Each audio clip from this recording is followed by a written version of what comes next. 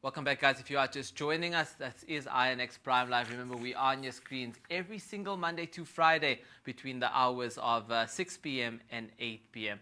Now, it's important for us in South Africa to see businesses grow, but more specifically to see our South African young people and businessmen grow and develop themselves to a level where we create sustainability and growth. Now, tonight we are actually chatting a lot about Ummah Tech. Now, Ummah Tech is actually going to happen on the 23rd of November, and it is actually a very important event that's going to be happening at the Wanderers in Johannesburg, South Africa. We are going to be chatting to the event director himself, who is Mr. Ismail Dhorat. Now, we know that it has a lot to do with collaboration, strategic partnerships, but also building this concept of an ecosystem, and they play such an important role moving forward in South Africa. But we are joined by Ismail right now. Ismail, thank you so much for joining us here on INX Prime Live. Assalamu alaikum. Salam. Thank you so much for joining us. I want to get into this conversation, right? And I know that we always, we speak about this quite a lot in South Africa, where we talk about, growing businesses in South Africa and growing our people in South Africa, but we never chat enough about building that idea or that ideology in their minds of not competing with each other but collaborating, building up concepts of sustainability and all these different concepts. The one concept that stands out for me the most is the fact that you guys believe in building an ecosystem, right? I wanted to know, in terms of this event in particular, why is it important to build an ecosystem, and what can people actually expect at Ummah Tech 2024? Yeah, so just a bit of history on how the idea came about. So, when the Gaza crisis happened, I started noticing, quite a few projects coming out of UK and US in response to the crisis, like tech projects. And I was wondering why. And then in June, I went to London and I attended a conference there called Muslim Tech Fest. And I realized what they have in the UK is that they have a very strong technology ecosystem. Lots of activists, lots of institutions, NGOs. We have some of that here in South Africa. In South Africa, we had a very strong humanitarian response to the Gaza crisis, but that made me realize, maybe we've got some work to do on the tech ecosystem place. And then, I came back, and that's where sort of the idea came about. And while I was there in London, I met a guy from Canada who had developed a solution for NGOs. And someone had contacted me like 2 months before to develop something almost exactly the same. And I put them two in contact, and they're working on a project. So there's lots of value in sort of creating this ecosystem where people can collaborate, connect with each other, like-minded people. And then I think the other thing about the sort of Gaza crisis, it's made us realize that we've got a lot of talent, but there's also some challenges that we're facing. Meta has stifled content, pro-Palestinian content. So, we need to start thinking about building our own infrastructure, our own things, our own solutions, and also looking at it from our perspective, from an Islamic perspective. There's lots of ecological, ideological challenges we face. And, if we believe that we have the truth, we can bring our view to the world and, benefit society and our communities. I think it's such an important thing, without a doubt, and I'm glad that we are going to have Ummah Tech 2024. I just want to touch on some of the other major conferences that happen all around the world. I mean, the biggest one when it comes to anything in the tech space has to be Viva Tech, that takes place in Paris every single year, more towards mid of the year, like in that sense, looking at June, July. But the fact that it is actually that it's a beautiful platform to be able to allow like-minded individuals or people who have the talent to be able to either find clients, network, create associations, create communities. And it does play that role of creating an ecosystem. I just wanted to know, in terms of some of the highlights that people can expect from the event, what are some of those highlights, and who should actually be attending this event in particular? Yeah, so I'm quite excited about our speaker lineup. I think we've put a lot of effort in getting the right people in the room, and I think if someone's thinking about what's the next step, what's the next startup, looking for ideas in their career, they could be inspired by one of the speakers. There's a very strong learning and educational component. there is also the opportunity to network with like-minded people. The example I gave of the collaboration that's come out of, actually there's 3 or 4 collaborations that came out of me attending the physical event in London. And this event is actually a collaboration with the guys in London who are partnering with us and giving us advice, Muslim Tech Fest, on how to get set up in South Africa. Yeah, and I mean, also just looking at some of the visuals right now, we're looking at some of the speakers as well, and it looks like an incredible lineup without a doubt. I just want to touch on that, even in terms of, we are getting comments and questions coming in from social media. People are asking whether perhaps there will also be potential investors and angel investors that could possibly also be attending the event for them to get the opportunity to maybe even pitch for funding or other opportunities in that sense.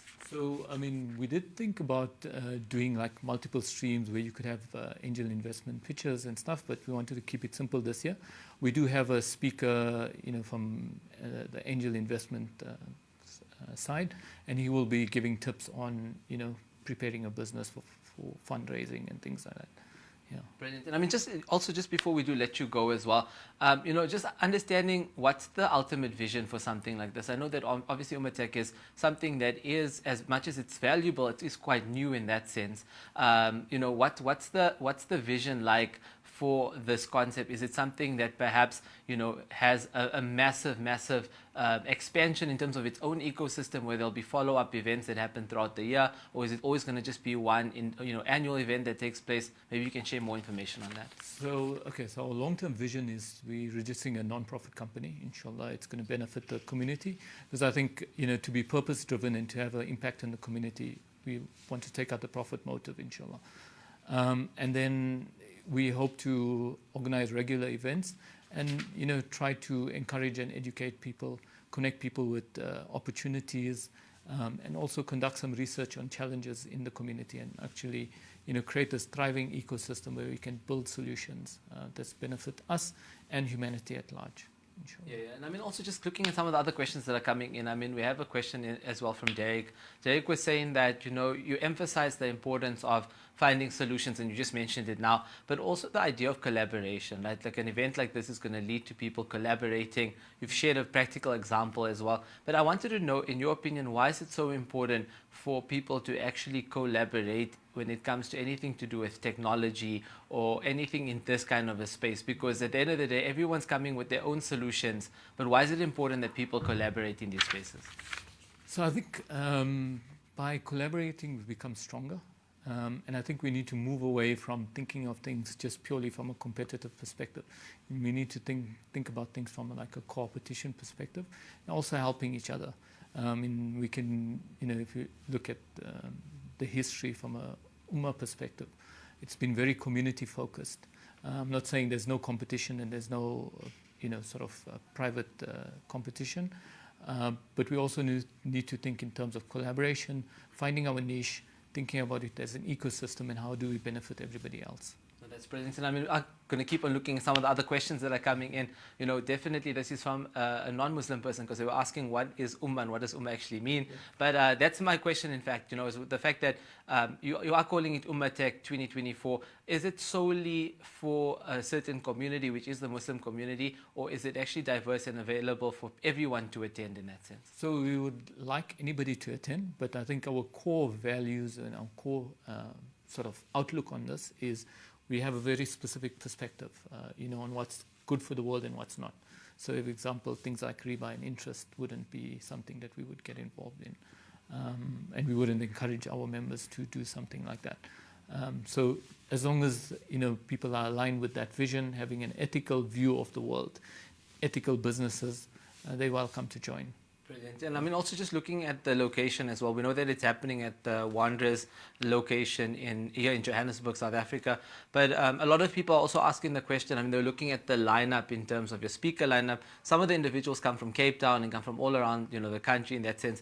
Why did you choose Johannesburg as the venue of choice and not perhaps Cape Town or Durban? That's interesting question. So this is a few people have asked me, because like sometimes a lot of startups are based in Cape Town, and maybe next year an event will be held in Cape Town. This year we had very short time frame, so we decided to hold it in Johannesburg. Brilliant. And look, before we do let you go, I know that we are getting so many of these questions. I'm trying to get through as many of them as possible. But just in terms of the audience, you know, it is happening on the 23rd of November. A lot of people are very excited for this event from the responses that we are getting. For people who are still unsure as to whether they should attend Ummah Tech 2024, what advice do you have for them, or why should they actually pitch up on the day and come through? So I think they're going to be educated. They're going to listen to thought leaders in their respective areas. I think we've spent quite a bit of time curating the speakers and working with them to make sure they deliver something valuable to the audience. It's not a sales pitch. We're very careful about not including speakers who just want to sell, and adding value to the audience, and obviously meeting like-minded people who have a very similar outlook. A lot of tech conferences, sometimes we're out, Muslim people may be out of the discussions because we don't go sit at the bar and we don't go sit at the after parties. We go home. So there's going to be none of that here.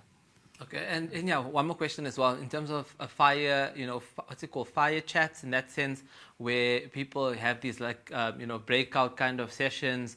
Is that going to happen at the event, or is it going to be a single stage where speakers are speaking on a stage, for example? How does the actual look and feel kind of anticipate? So it's a single stream. This year we wanted to keep it simple, so just a single stream. People will be, panel discussions, fireside chats, and talks. It sounds very, very exciting. I'm sure a lot of people are going to definitely attend Ummah Week 2024, Ummah Tech Week in that sense, 2024. But again, Mr. Ismail, thank you so much for joining us tonight on INX Prime Live. Jazakallah. Assalamu alaikum. Perfect, guys. That is Ismail Dhorat, who is actually the event organizer or coordinator in that sense when it comes to Ummah Tech 2024. It is happening on the 23rd of November at Wanderers. So if you guys are into the tech space, if you like building businesses, if you want to learn about new solutions and how to collaborate, but more specifically, if you want to be part of the idea of creating an ecosystem where everyone benefits and we multiply instead of compete, make sure that you do attend the event in particular. But on that note, we are going to take a quick ad break and then we'll come right back.